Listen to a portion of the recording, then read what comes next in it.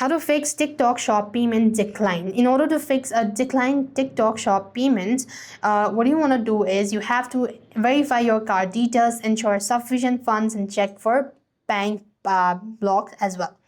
So you can open up your TikTok seller account, and after which you just want to make sure to go to the home page, and there you want to make sure to go to the settings and locate payments.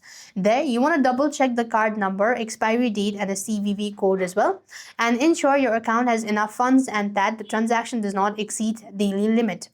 Next, you want to clear your app cache or browsing cookies if ordering via the web.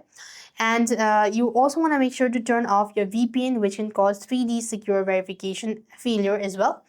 And if nothing works out, you can adjust it by adding in a new or updating a new payment.